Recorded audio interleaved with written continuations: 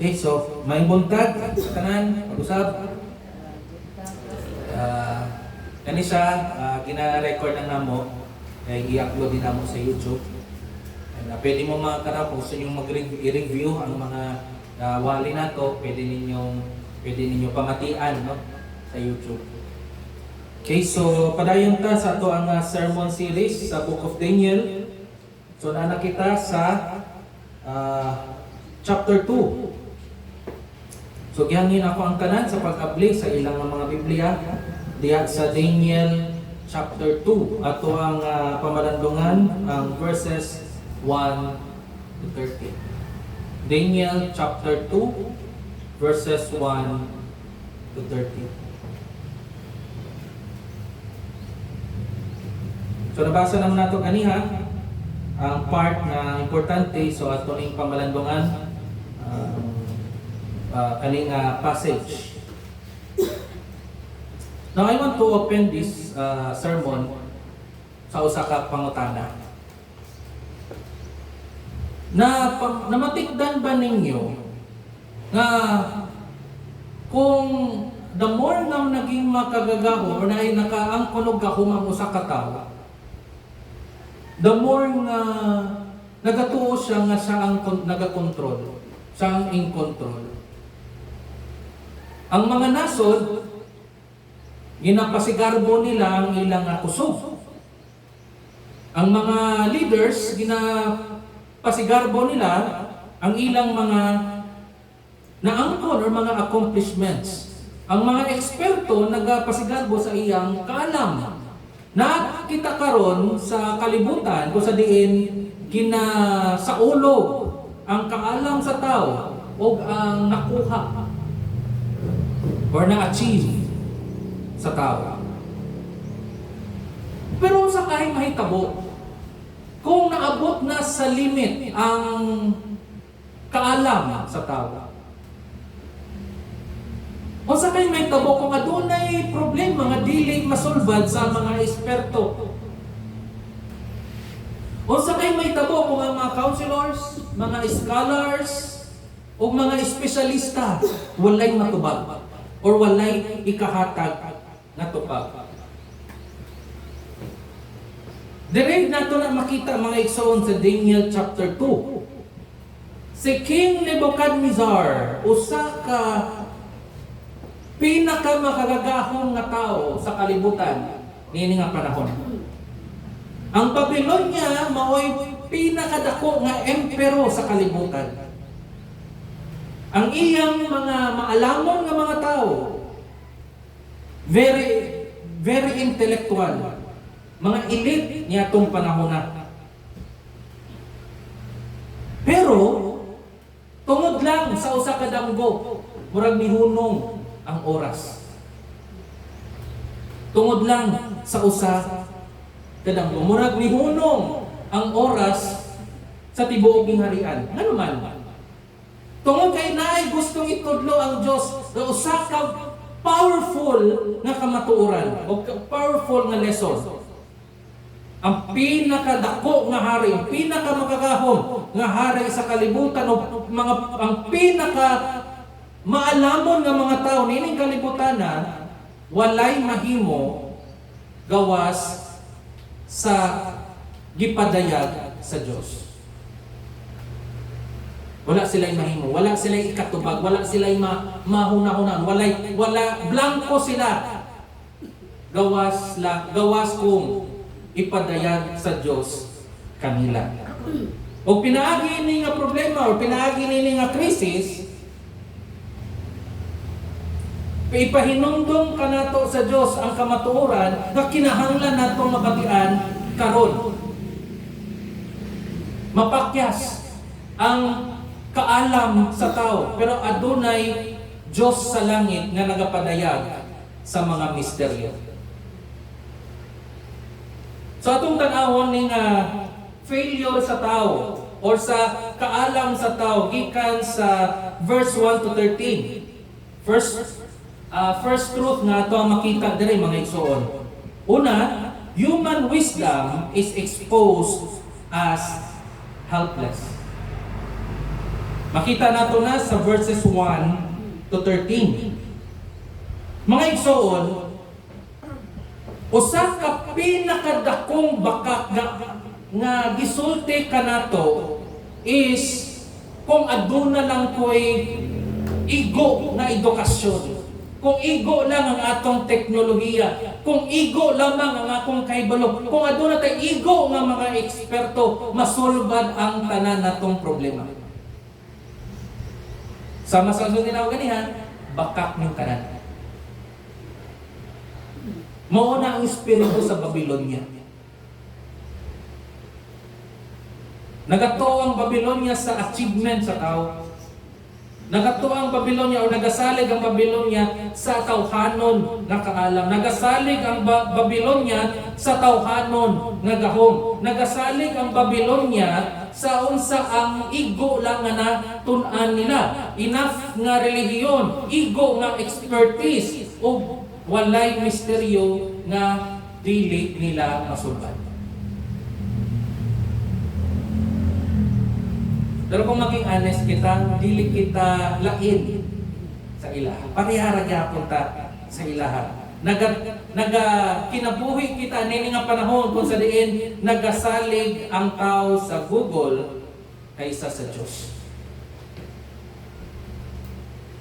Nagasalig ang mga tao sa mga psychologists kaysa sa mga pastor. Nagasalig ang tao sa siyensya kaysa sa kasulatan. Nagasalig ang tao sa kaalam sa tao kaysa sa kaalam sa Diyos. Now, basi ma-misunderstood ko ninyo. Ang kaalam, ang kaibalo, gasa sa Diyos. Ang edukasyon, gasa sa Diyos. Ang medisina, gasa sa Diyos. Pero walay ni bisan unsa ning mga butanga ang makatubag sa pinakadakong mga pangutana sa kinabuhi.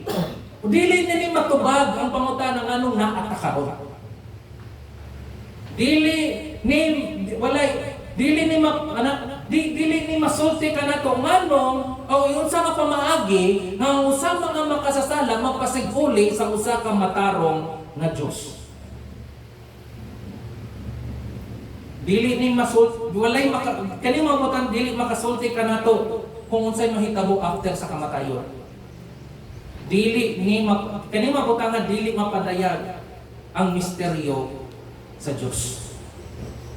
O makita nato sa Daniel chapter 2, gi-expose kana nga realidad. Tanawan ninyo ang verse 1. In the second year of the reign of Nebuchadnezzar had dreams. His spirit was troubled and his sleep left him. Punaw na kanin yun. Pinakamakagagahon na tao sa tibuok kalibutan. Siya ang nagamando sa iyang mga sundalo. Siya ang nagakontrol sa mga kanasuran. Naangkon niya ang dili na itong hunahunaan ng mga bahandi. Nagakurog ang mga tao. Every time mga istorya siya. Kani nga tao,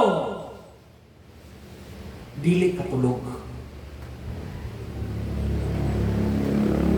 Dili katulog.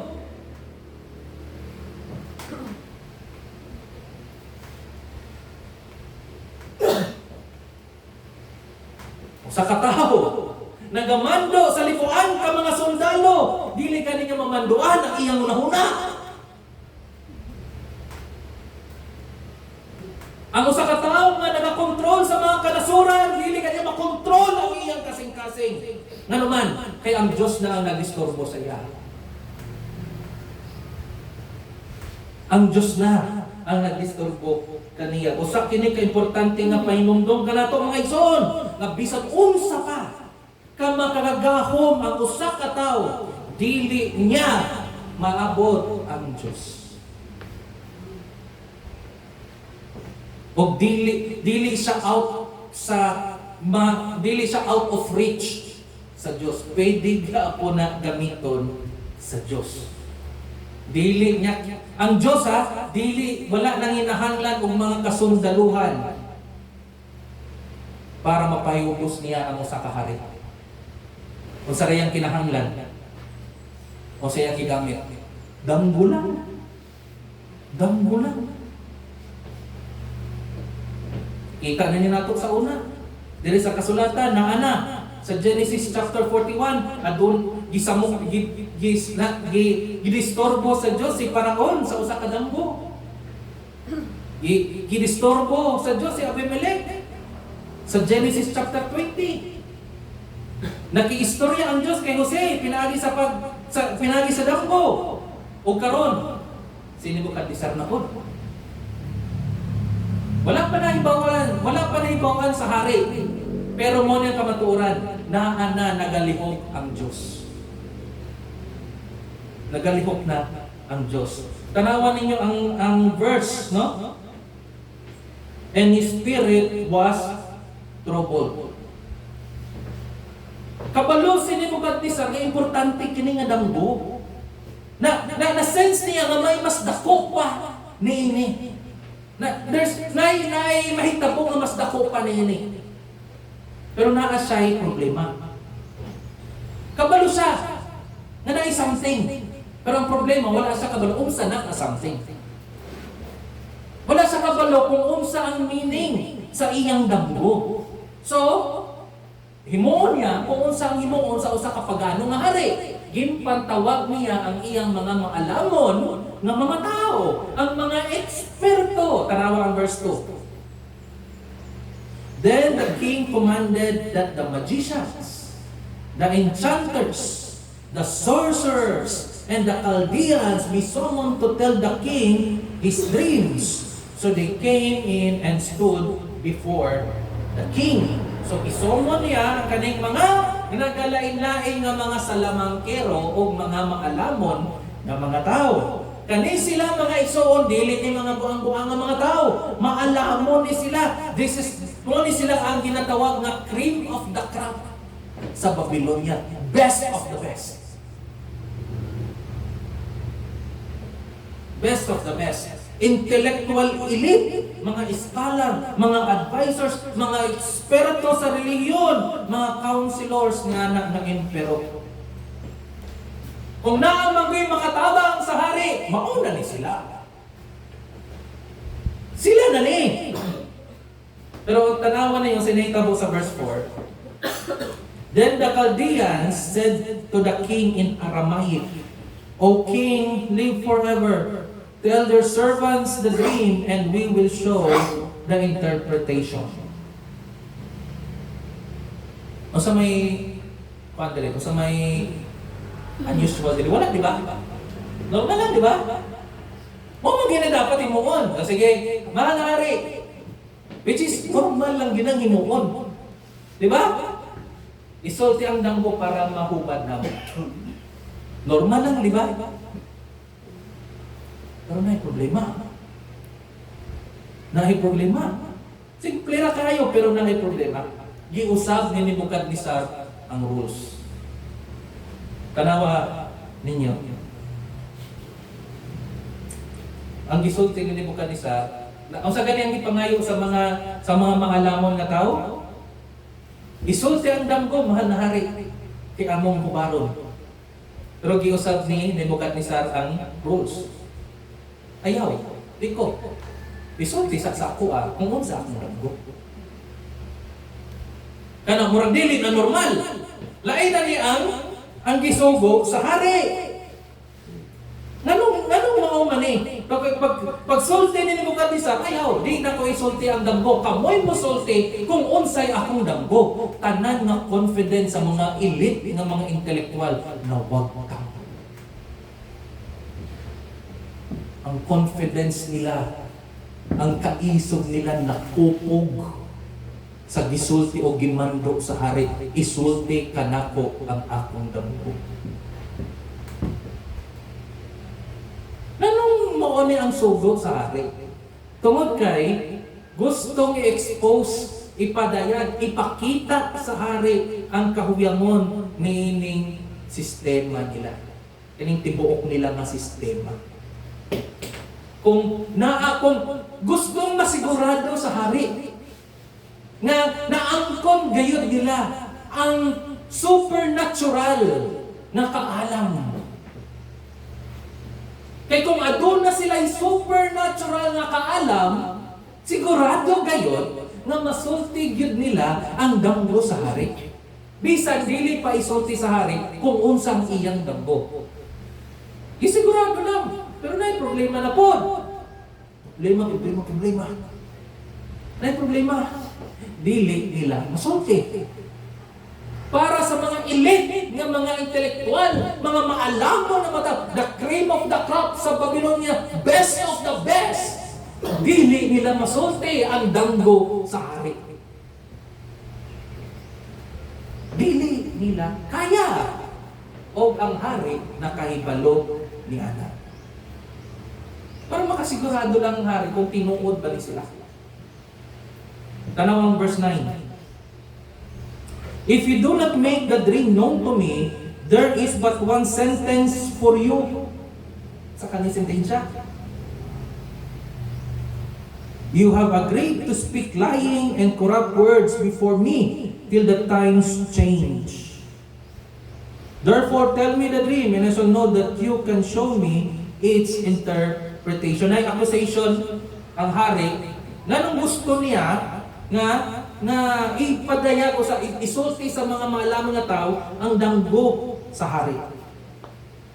Giakusar ni Nebukadnezar kini nga mga maalaman nga rin nga nagaandam silang mamakak sa tubangan sa hari. Nay nasabtan ang hari.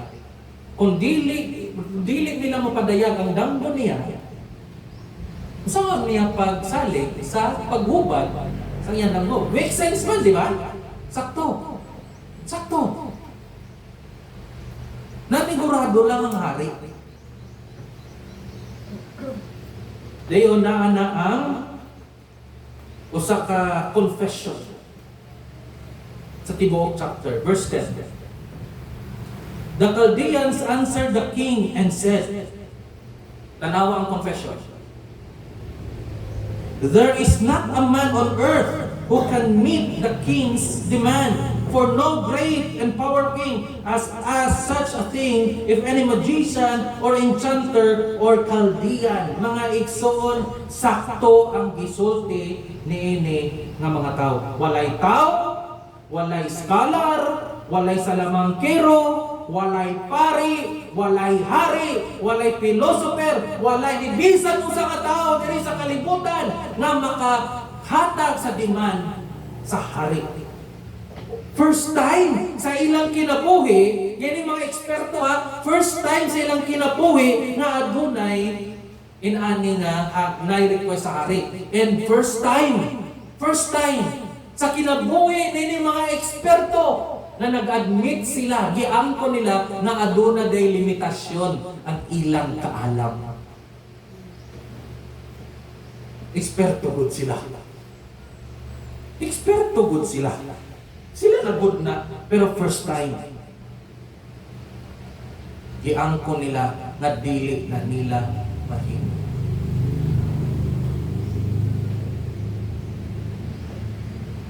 Mga igsuon, dili lang na ilang problema. Mao ni ang problema sa tibuok katawhan. Napuno ang kalibutan sa mga intelihente nga mga tao. Nadaghan kayong naibawan, pero wala na kay balo sa Diyos.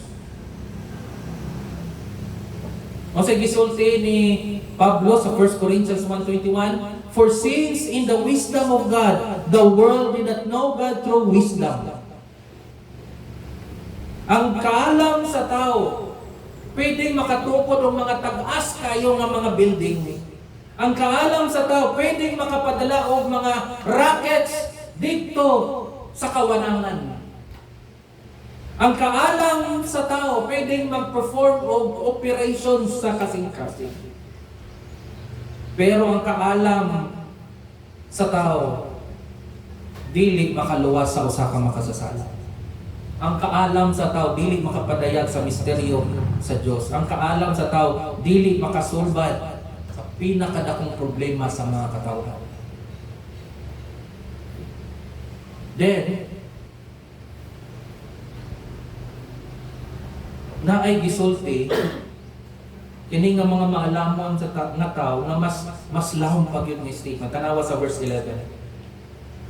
The thing that the king asks is difficult.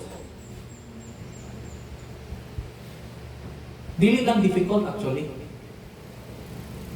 Impossible.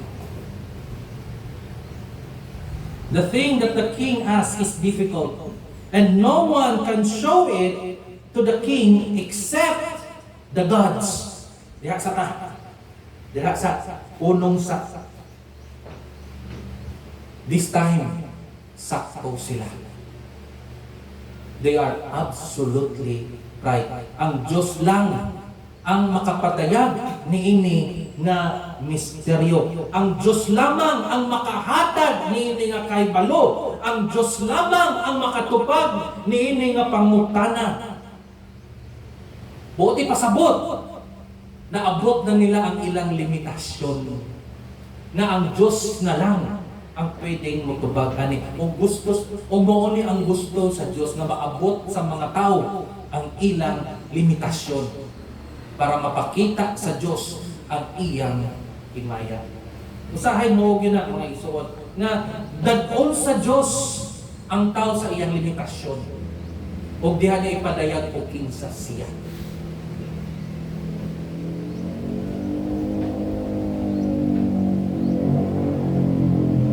Eh kung as long as nagkahuna-huna ang tao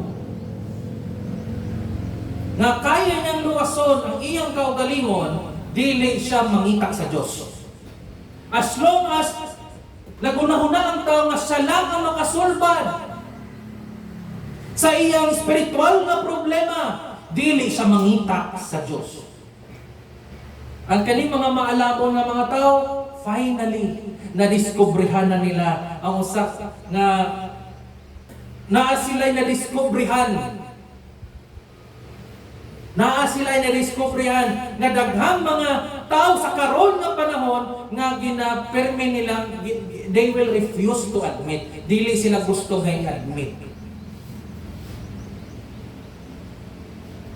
Unsa man that they are not enough. Ang ilang kaalam, dili pamigo. Ang ilang kaybalo, dili igo. Ang ilang reliyon, dili igo. Kita po. Maupo ng atua. O sa gisulti sa Biblia sa Proverbs chapter 3 verse 5, trust in the Lord with all your heart and do not lean on your own understanding. Isulti na sa kalibutan karon. Lain ang tambag sa kalibutan. Unsay tambag sa kalibutan? Muning tambag sa Dios, muning tambag sa Biblia. Trust in the Lord with all your heart and do not lean on your own understanding. Pero unsay isulti sa Biblia? Believe in yourself. Muning isulti sa kalibutan. Sa ligi ang imong kaugalingon. Nag-ingon ang Biblia, sa ligi ang Ginoo. Nag-ingon ang kalibutan, tan-aw sa imong kaugalingon. Pero unsay isulti sa Biblia, tan-aw ka sa Dios. Unsay isulti sa kalibutan, ang katawhan adunay tubag.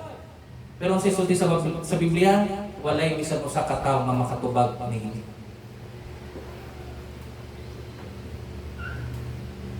Diri na napakyas ang mga maalamon ng mga tao. Ug tungod nini, grabe ang kasuko ni Haring Nebukadnezar. Verse 12, mga igsoon. Because of this, the king was angry and very furious, and commanded that all the wise men of Babylon be destroyed. Nagtantrum na. Hindi dapat mahadlok na ang mga tao. Kaya nagtantrum na ang pinakamagagahong nga tao sa kalibutan. Nagtantrum na, nasuko na. Nga naman, tungod kay ang gahong kung wala ang Diyos, frustration lang ang paingnan.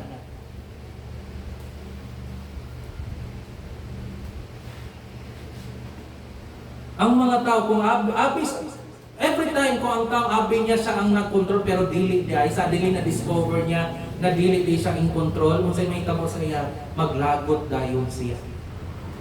Then kung sa ang decree, sa hari, tanan ng mga maalamang na tao, kinahanglang patyon.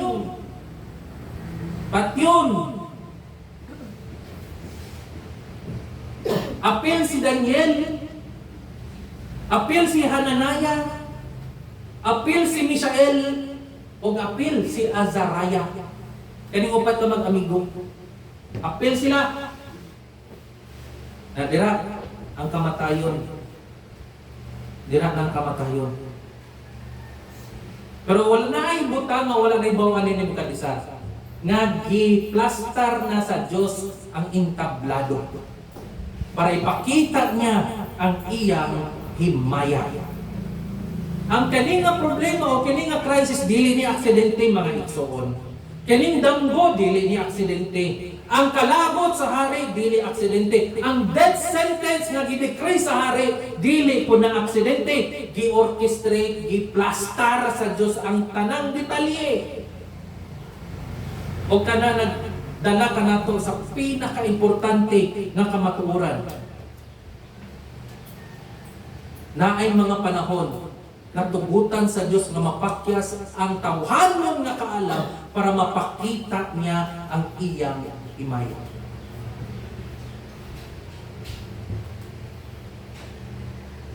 Kung nagamit na ang tanan na kaalam sa tao, nagamit ang tanan nga resources sa tao, diha na mapakita ang gahom sa Diyos. Kung ang tanan kaalam sa tao, mahugno, ang kaalam sa Diyos mapadayag. Sa dihang nagsulti ang tao, walay ni bisan usa ka tao sa kalibutan, pero sa isulti sa Diyos, adunay Diyos sa langit. Muna ang isulti, dirita dadon sa Book of Daniel. So, dirita sa ikaduha nga kamaturan mga igsoon. Godly dependence seeks divine mercy. Mga igsoon, human sa kagubot sa verses 1 to 13, mo ni dayon ang pangutana. Unsa kay himuon sa makatawhan sa Dios sa tubangan niini nga krisis? Kay naay upat ka nibaw-an nato nga tawo sa Ginoo nga nagatubang niini nga krisis. Si Daniel, si Hananaya, si Mishael, o si Azariah.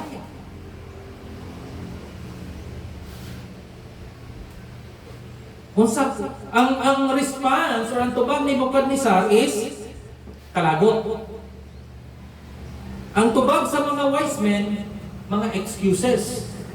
Pero lain ang tubag ni Daniel. Lain ang response ni Daniel. Atong basahon ang verse 14. Then Daniel replied with prudence and discretion to Arioch, the captain of the king's guard, who had gone out to kill the wise men of Babylon.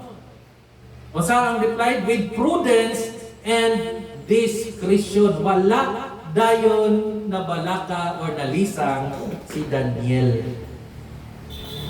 Kalma lang si Daniel, bisan na sa tubangan sa kamatayon. Ngano man? Nganong inahin man siya? Nagkagubot na ang mga tao, especially kaning mga maalamon ng mga tao. Nagkagubot na. Kay patyonon na sila. Kay dili nila matubag ang pangutana o dili nila mahatang ang ipangayo ni Haring Nebukadnesar.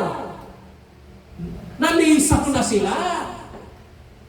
Pero si Daniel, kalma lang. Kalma kay tanan. Murag walay problema. Ngano man? Tungod kay adunay nasabtan si Daniel na nakalimtan sa mga tao sa Babylonia. Unsa man na? Nga naagi hapon sa trono ang Diyos. Naay Diyos sa langit. Nabalaka ang hari, nabalaka, nalisang ang mga maalamon, pero si Daniel wala. Kalma gyapon. Huwag mauni. Tungod kay sovereign ang Diyos. Magbubuot gihapon ang Diyos. Ug tungod ni ana, kung magbubuot or soberano ang Diyos, Wala kay angay. Kabala ka, dili ka angay makontrol sa imong kahadlok. Buti pa sa bupat, dili ka na mahadlok, dili ka na makabatsa ko kahadlok. Of course not. Mahadlok mangyapon ka, pero dili ka na makontrol sa kahadlok. Dili na makontrol sa kahadlok ang imong mga desisyon. Mauni ang nasabtan ni Daniel na ang susang mga Diyos na nagdala kanila sa Babylonia, mao ang Diyos nga nagadumala sa Babylonia. Yes. So, instead nga malisang siya, nangutana siya. Instead nga mag-react siya emotionally, nag-react siya wisely. Ug mo ni ang lesson para kanato mga igsuon. Naay mga problema nga maabot sa atong kinabuhi. Unsa man ang atong response? Kay maibawan baya sa atong response kung unsa gyud ang atong saligan. Kung wala tay kwarta, o siya atong himuon. Kung nag-ingon ng doktor na kay cancer, o siya atong himuon. Kung adunay problema nga nagtuhaw sa inyong pamilya, o sa inyong buhaton. Daghang mga tao ang ginahimo kung sa ginahimo sa kalibutan, malisang.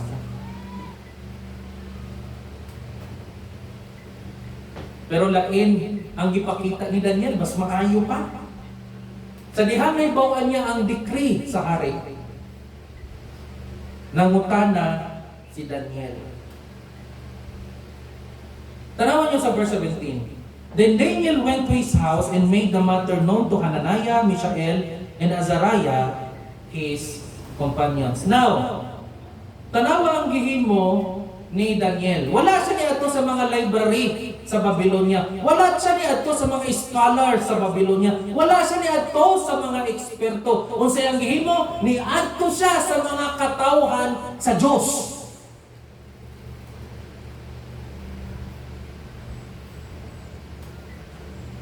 Unsay atong himuon kung naata sa atong depresyon? Unsay una natong ginaadto? Basi na uban sa tao, unang ginaadto psychologist. Mga kalibutan ng counselors. Now, gift man sa Diyos ang mga psychologists, pero basin mo na imong unang giadto. Instead mo adto ka sa katawhan sa Diyos. And then, pagkuan nila, pagtigom nila, nagtigom na ang upat, unsay lang gihimo. Unay lang gihimo. Wala, saon maning hato, patyo na ta. Adili, sa'yo. Unsay lang gihimo. Nag-ampo. Nag-ampo sila. Tanawan niyo ang verse 18. And told them to seek mercy from the God of heaven concerning this mystery. Tanawa ay sa dihang nagabasa ko ni mo ni pinakalap na ko nga phrase, seek mercy. Wala nagdemand, wala nangita og tubag si Daniel. Wala siya nagkuha na, Ginoo, hala nag-alagan ba ako nimo? Wala.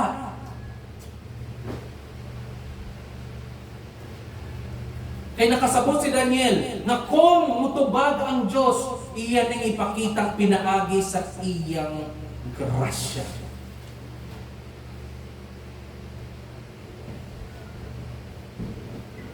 Mga igsuon, yes, ang tubag sa itong pag-ampo is yes, no, and wait. Pero ato ning usakot. Ang tanan na tubag sa Diyos sa atong mga pag-ampo, kaluoy ng tanan. Either yes, no, or wait. Kaluoy na ang tanan. Kaluoy na. Ang mga panalangin, kaluoy na. Ang probisyon, kaluoy na. Ang matag, gininhawa na to, kaluoy na, mga igsuon. Nakasabot si Daniel na walay utang kabubuton ang Diyos kaniya. Walay utang kabubuton ang Diyos kanato. Pero bisan pa ni Ana, ipakita gihapon sa Diyos ang iyang kaluoy kanato. Bisan wala siya utang kabubuton kanato.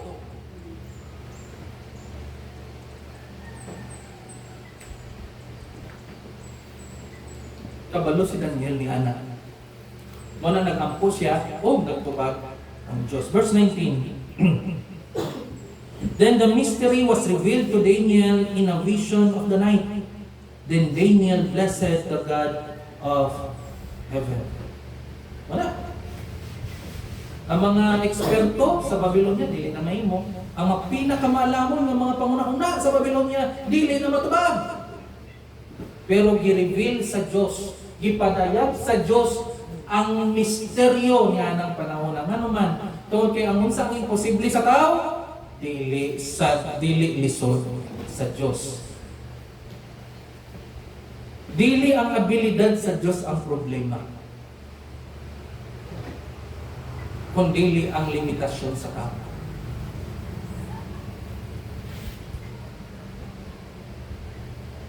Tanawan ninyo. Ipadayag sa Diyos na ang tubag! Ang tubag! Sa gusto, mahatag na ni Daniel ang ipangayo ni Haring Nebukadnezar. Kung ako si Daniel, siguro pasalamat ko sa Ginoo, dili ako si Daniel. Kaya kung ako si Daniel sa dihan, naibawa na nako kung unsa tong ipangayo ni Haring Nebukadnezar, mudagan gyapon, mudagan gyud ko dito kay Haring Nebukadnezar, o isulti na ako ang iyang ipangayo. Kaya nga naman, ang ako na kong liwag at stake. Pero pasalamat ko sa Ginoo, dili ako si Daniel. Kay dili ang mao ang gihimo ni Daniel. Sa dihang ipadayag na sa Diyos ang misteryo, wala sa niadto si Daniel sa hari. Nagsimba usa siya. Then Daniel blessed the God of heaven. Naana ang tubag sa iyang kamot. Nga itong panahon na pwede niyang luwason ang mga maalamon ng mga tao. O ilang pong mga liog, pwede niya nang luwason. Pero usa sa niadto, nagsimba usa siya sa Diyos. Muna sa kabutang ang kinanang pang-asaksan.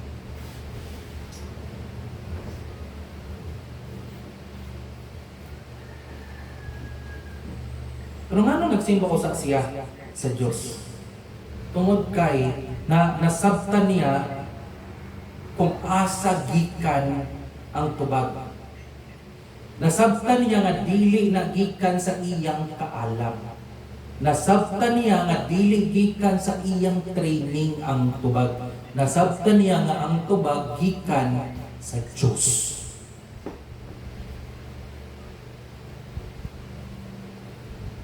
Pagilog, verse 21, He changes times and seasons.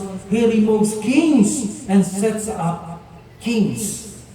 Abi ni Nebukadnezar, siya ang nagakontrol. Abi sa Babylonia, sila ang nagakontrol. Abi sa kalibutan, siya ang nagakontrol. Pero adunay na ibawaan si Daniel na kamatuoran na ang Diyos ang nagbutang sa hari o ang Diyos pod ang mukuha sa mga hari.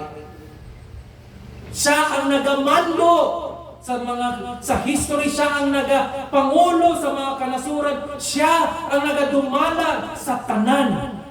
Tungod kay siya ang pangulo, siya ang hari sa mga nahitabo, mga igsuon. Mauna mga igsuon nga masaligan ni Daniel ang Diyos sa umaabot.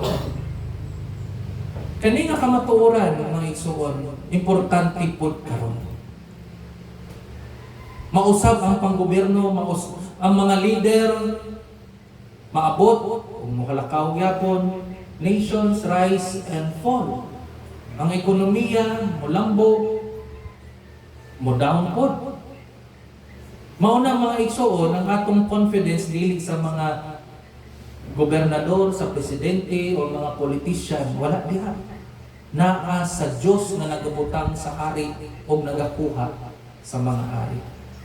Ang Diyos ni Daniel, aminaw, ang Diyos ni Daniel, ang atong hari, naagihapon sa iyang trono.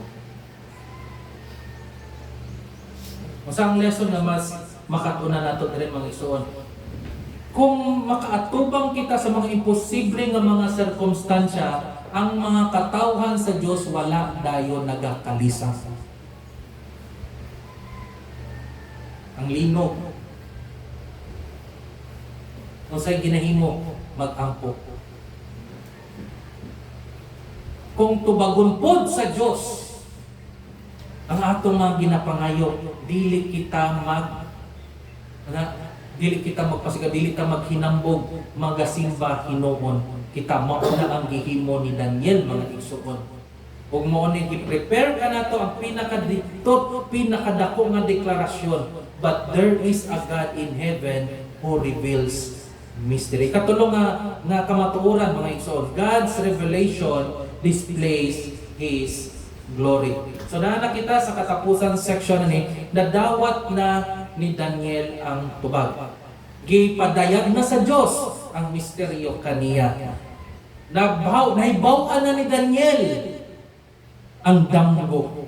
Now, ang iyan na lang himuon, nasimba na niya, nag-ampo na sila, nagsimba na sila sa Ginoo, muatubang na lang siya sa pinakamakagagahon nga tao sa kalibutan. Ang pangutana mao ni, unsay himuon ni Daniel? Unsay himuon ni Daniel? Naanay oportunidad si Daniel. Kung naon lang ninyo, naanay oportunidad si Daniel. Pwede na niya, naana sa tsansa na ipasikat ang iyang pangalan. Pwede niyang isulti sa tubangan sa hari. Mahal na hari, ang imong mga eksperto na pakyas, ako mo lang mo. Oo! Naala sa iyang tsansa na iyan ang tukuro ng iyang reputasyon. Naala niya tanan. Pero, apan ba lain ang gihimo ni Daniel? Verse 27. Jump sa verse 27. Daniel answered the king and said, no wise men, enchanters, magicians, or astrologers can show the king the mystery that the king has asked. Familiar ang isulti ni Daniel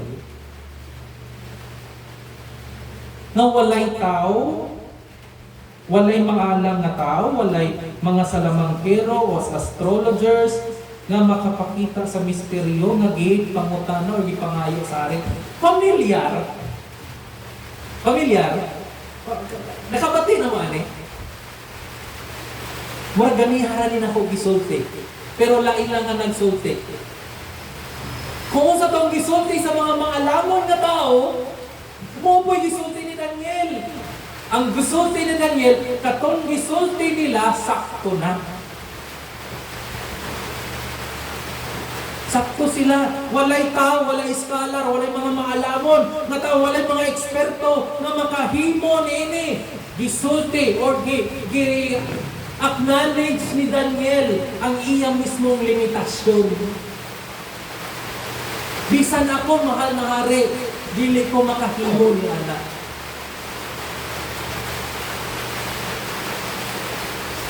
Kapag mo si problema sa itong kultura karon, kapag mo si problema, pero may kita ang ginasultihan na paligan nato ng itong kagalimon. Trust yourself. Follow your heart. Look within. Naanang tarang ang kinahanglan nimo. Mga igsoon, lain ang gisulti sa Biblia. Ang gisulti sa Biblia mao ni, ang paglaom wala kanato. Ang atong paglaom naa sa Diyos. Gisulti naman sa mga maalamon ng mga tao. Ang gisulti na Daniel, gisulti na sa mga maalamon ng mga tao.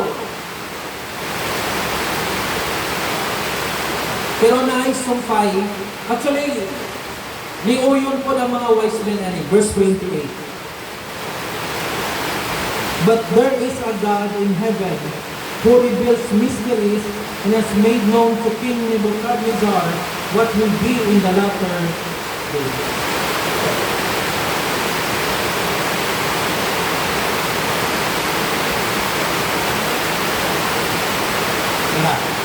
Nagusog.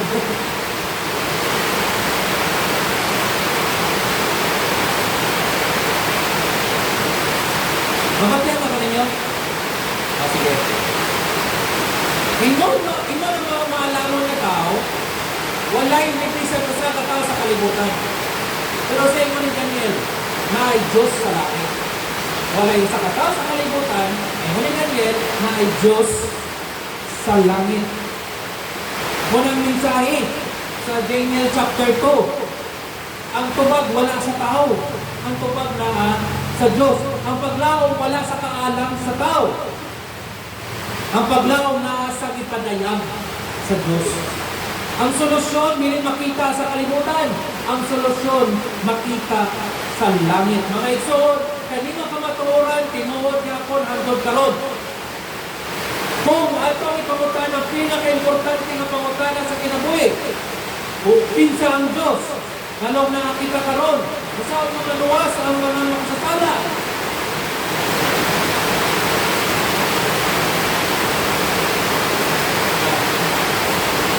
Kasi may kamo, kung mamatay kita, dili na matubag sa kaalam sa tao.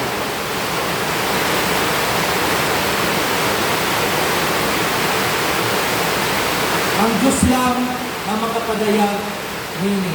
Kung gayawon ang Diyos, ipadayag gayon niya.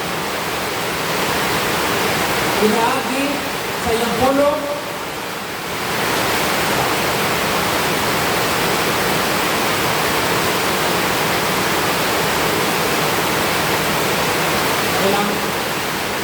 pinaagi sa iyang pulong, pinaagi sa maayong balita, o pinaagi sa iyang buktong anak. Ingon si Daniel, there is a God in heaven who reveals mysteries. Na sa New Testament, na ay usa ka person na nag-reveal sa amahan. Siya si Jesus Christ. Ang piling na diskursihan sa mga katawan. Isang kapila nila gihimo. Ipakita sa Diyos.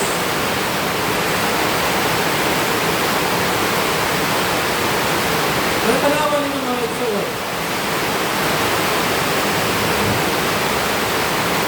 Wala na take credit in verse 30.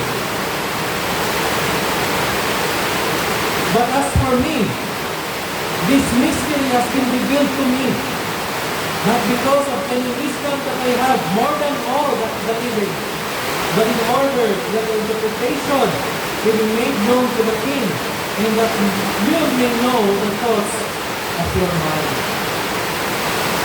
Grabe, no? Hindi gusto nila Daniel? Hindi ako yung ason. Hindi ko mas maalam sa ilaha. Hindi ko mas maayos sa ilaha. Ang humaya parang lamang sa Diyos. Mauni ang pagka-Diyos mo naman. Kung ang Ginoo naglibok ng ating ito, kisay na pagkakahumaya. Kung panalangin ka sa Diyos, kisay na humaya. Kung tumagod sa Diyos ang iyong pag-ako, isa ang humaya.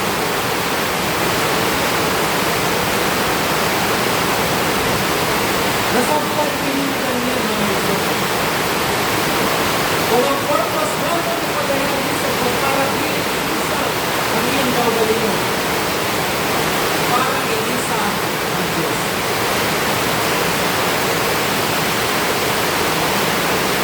Ang kasikatan para lang sa Diyos. Hindi para kay Daniel. Hindi sa hari. Hindi sa Babylonia. Sa Diyos. Huwag direk natapos ang passage. Ang isa hari, kailangan niya ang mga maalaman ng mga tao. Pero ang iyan ay kailangan ang Diyos. Kung maging honest kita, parehas lang sa dua. Hindi informasyon ang pinakadako na itong kinakalan.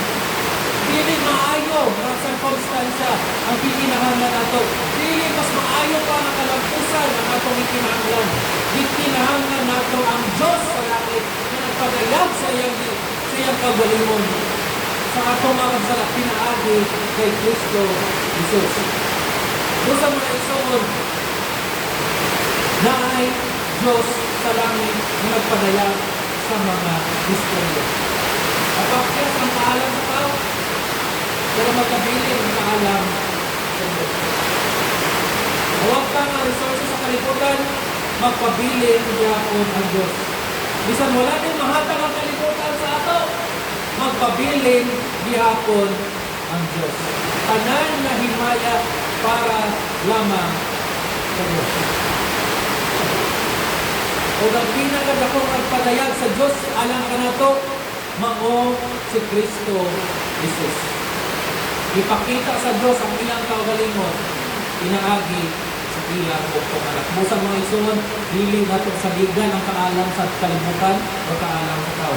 Saligan nato si Jesus Christ ang revelation sa Diyos alang mag-pray kita. Ginoo, nagpasalamat kami ng kamaturan. Pero God, na ikaw pabilin na itong kamaturan sa mula nakasikasin din. Mayain mo nga lang, kanimong lang po pinagi sa ngalan ni Kristo Jesus. Amen.